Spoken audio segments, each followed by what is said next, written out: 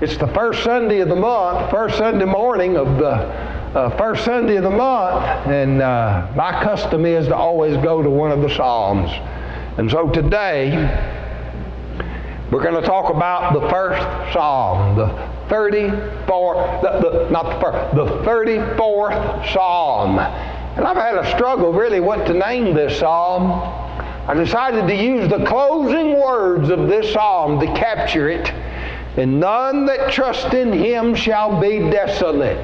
That little symbol up there, that little symbol, that is the Greek letter that is pronounced P-S-I. The Greeks have one symbol for that. And so we hear that little sound when we say Psalms. It's not a Psalms, it's Psalms. But that, if you were in the Greek, when the Bible's translated from the Hebrew to Greek, that's how the word. So it looks like a little heart, doesn't it? And so that's why I use that symbol when we talk about the Psalms. The Psalms are often called the Psalms of David. They're not all written by David, but David wrote a good many of them. And those that follow David, that wrote Psalms, sort of wrote them after the pattern in which he wrote them. It's hard to tell sometime whether David wrote this psalm or another one. But this psalm in particularly has a background in the life of David. And understanding that background is going to help us appreciate that psalm. And we find this background in the book of 1 Samuel, chapter 21, beginning in verse 10 and going through verse 22. And here's what happened. You know how David became a great warrior in Saul's army. And people were praising David more than Saul. And old petty King Saul, he got jealous of David. And he sought David's life. And Jonathan told David, you better run for your life. And David must have panicked. He ran right into the hands of the Philistines. And not only that, the Philistines of Gath. You remember Goliath was of Gath, and David had slain Goliath and sent those Philistines running from the battlefield. And now David is in their hands. And they bring David before their king, Achish. And David is greatly afraid. Here's the way it reads in 1 Samuel 21 and verse 10. David arose and fled that day for fear of Saul, and went to Achish, king of Gath. And the servants of David said unto him, is this not David of the king of the land? Did they not sing to one another in dances, saying, Saul has slain his thousands, and David his 10,000s? And David laid up these words in his heart, and was sore afraid of the king of Gath, as he would be. So now David's in a tight. So what's he going to do? David pulled a trick on them. He pretended like he'd gone crazy. Well, the Bible puts it this way. He feigned madness. It says he scrabbled at the door. I had to look that up. He felt around the door like he couldn't really see it or something. And then he let spit fall down on his beard. And this unnerved the king. They tell me, and I don't know about this, but the commentators sometimes say there was an old superstition that if you harm a crazy man, then his madness will come on you. And it may be that Achish had that superstition. But here's what happened. He changed his behavior before them and feigned himself mad in their hands and scrabbled on the doors of the gate and let spittle fall down on his beard. Then Achish said to the servants, Lo, ye see this man is mad. Wherefore have you brought him before me? Have I need of mad men that ye brought this fellow to play the madman in my presence? Shall this fellow come into my house? He said, get him out of here. And so they took David away. And David, he hightailed it, buddy. He went out for the wilderness and hid in a cave. And word got out that David was in the cave among Israel. And those who were the outcast, of the children of Israel came to join David in his cave. And so in 1 Samuel 22 and verse 2, David therefore departed thence and escaped to the cave of Adullam. And when his brethren and his father's house heard it, they went down thither to him. And every one that was in distress, and every one that was in debt, and every one that was discontented, gathered themselves unto him, and he became captain over them. And there were with him about 400 men. From here to the end of the book of 1 Samuel, you read about David as a fugitive. And Saul's after him. And time after time, through narrow escapes, David is able to escape from Saul. It sort of reminds me of the old English tales of Robin Hood and his merry men. And so that's the time of David. Now, let's go to our psalm. Turn to the 34th Psalm. And I want you to notice from the time it says Psalm 34, between there and the first verse, you have this inscription. And this puts the psalm in context.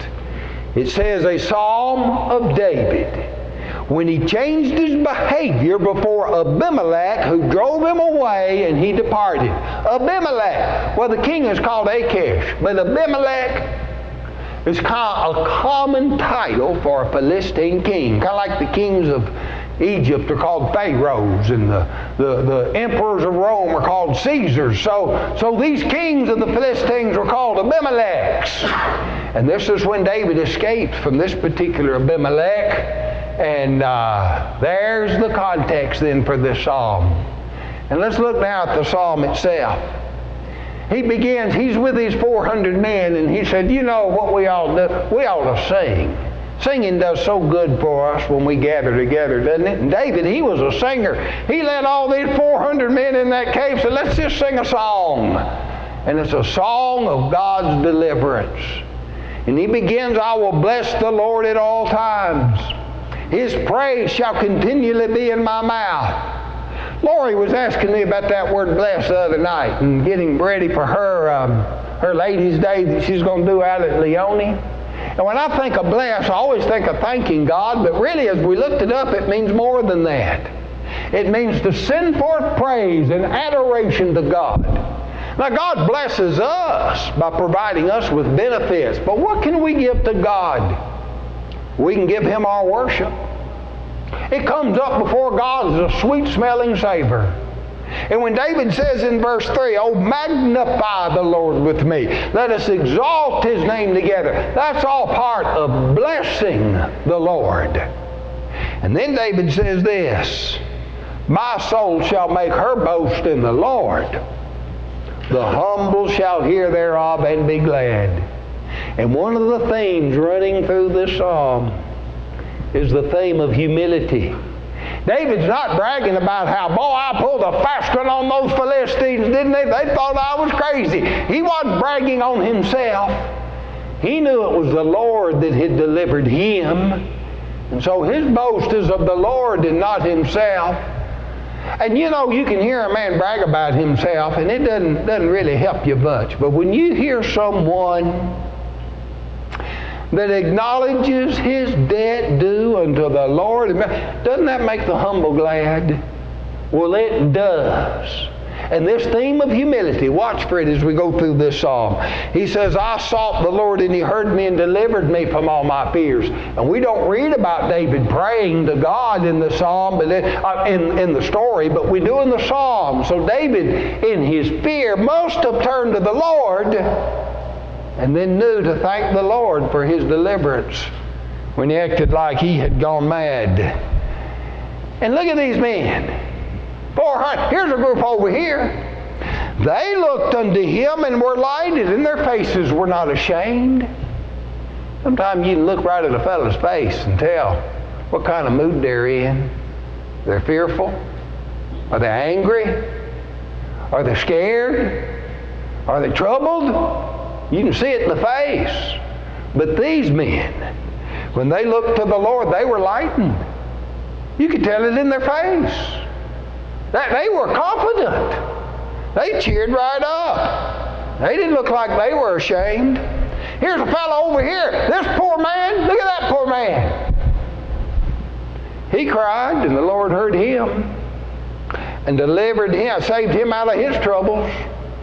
Those 400 men had had experiences similar to David, and God had delivered them, and let's sing about this deliverance. And then he says, the angel of the Lord encampeth round about them that feared him and delivered him. And we don't know a lot about angels, but angels are God's ministers, sent forth to minister to his servants. God uses angels in our protection. And here the angel of the Lord specifically. We're going to stand watch over you. Well, you're a child of God. God's not going to let those terrible things happen to you.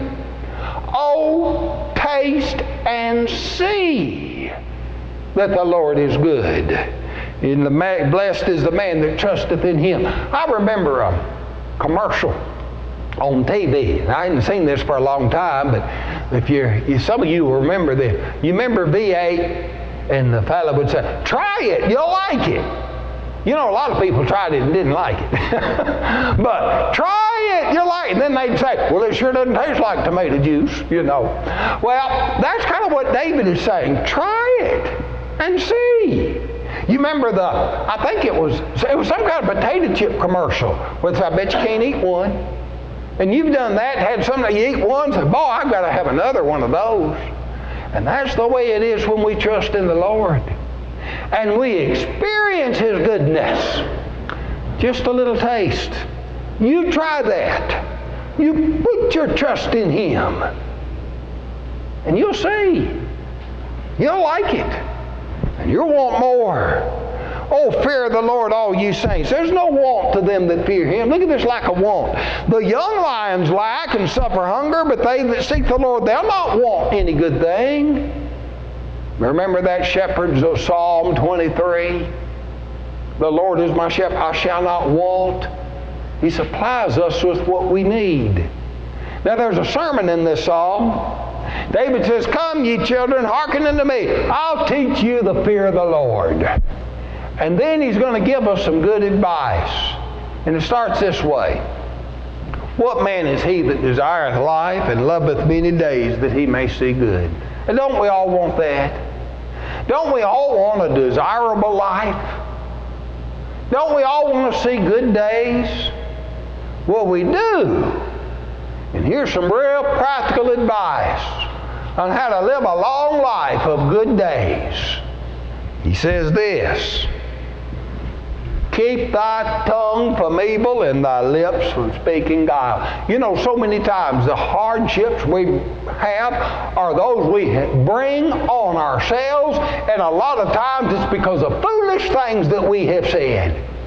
You get a hold of that tongue and you control it, and you're going to avoid a lot of problems people suffer in this life.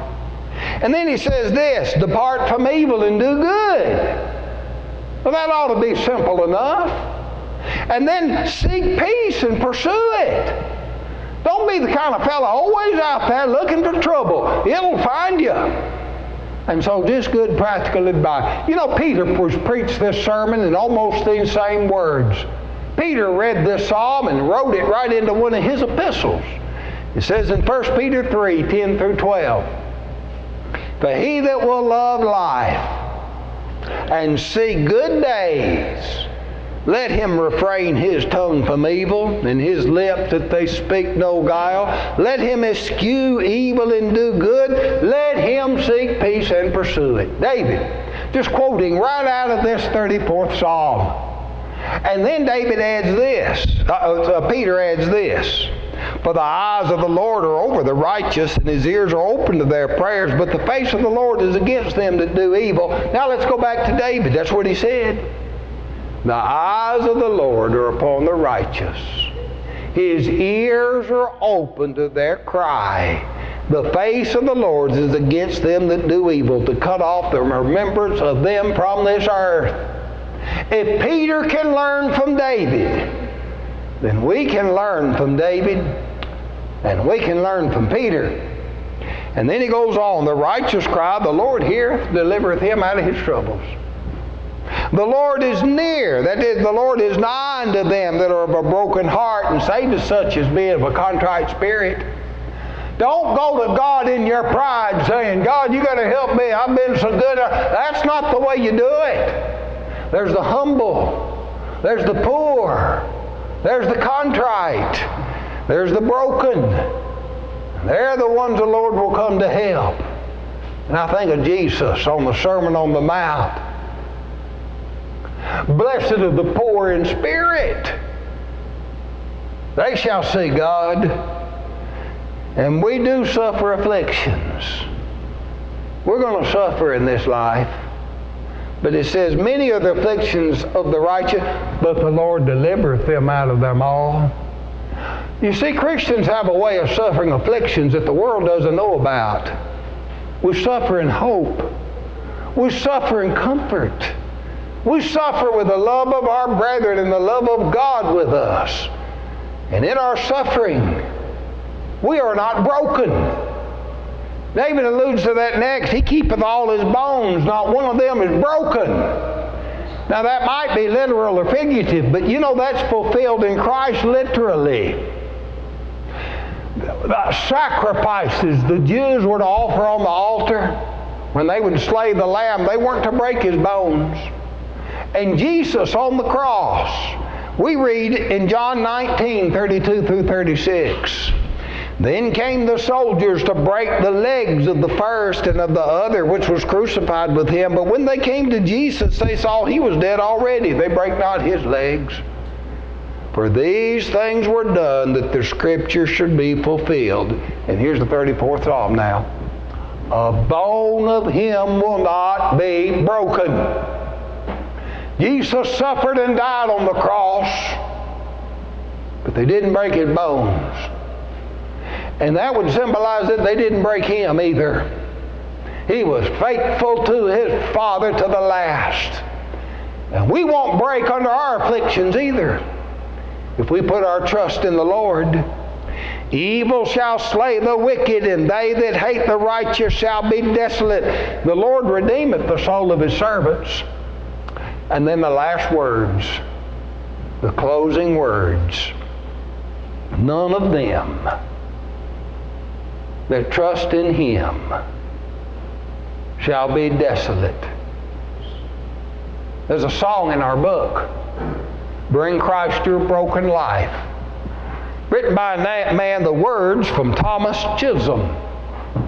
The music was by L.O. Sanderson. When I was a young person at the University of Tennessee, I was with a youth group. It was trying to do things right and go by the church, and somebody had us over.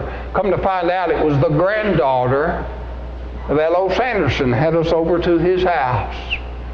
And we would often sing together. There was an old man there. It was L.O. Sanderson. If I had met him before, I do not remember it, but there he was. He was an old man to me when I was a young, you know, when you're a young person, everybody seems old, don't they? But he was old. And we sang before L.O. Sanderson, us young people, some of the songs that he had put the music to, and I'm so glad I went to that devotional that night and have that memory of him. He put the music to this song, Bring Christ Your Broken Life. And in the third verse, Thomas Chisholm wrote the words of David into the psalm. Bring him your weariness. Receive his rest. Weep out your blinding tears upon his breast. His love is wonderful. His power is great. And none that trust in him shall be desolate. That's how he wrote it in there. In fact, I didn't put it here, but if you look it up in the book, those words are in quotations. They come from the 34th Psalm. I tell you, there is so much joy. There's so much comfort. There's so much strength. There's so much power in being a Christian, in being a child of God, and knowing that in the worst that life throws at you, you can put your trust in Him, and He will see you through. I read things like this in the Psalms, and I wonder, why isn't everyone don't want to be a Christian? When I think of all the goodness that God has done for us, why isn't everyone don't want to come and bless Him and worship Him and glorify Him? Why is it we got some empty pews here? Where's everyone? Are they not thinking? Are they not aware? Do they not know that all the goodness in their life comes from the Lord? And that which is not good, they'll be able to bear if they'll trust in the Lord. And so the preacher's words of admonition this morning are, trust in the Lord. Hear His word. Believe it. Turn from your sins. Confess His name before men. Be baptized into Christ. And live a life of confidence and victory in the midst of all our trials. And if you want to do that, have an opportunity to do it while we stand and sing.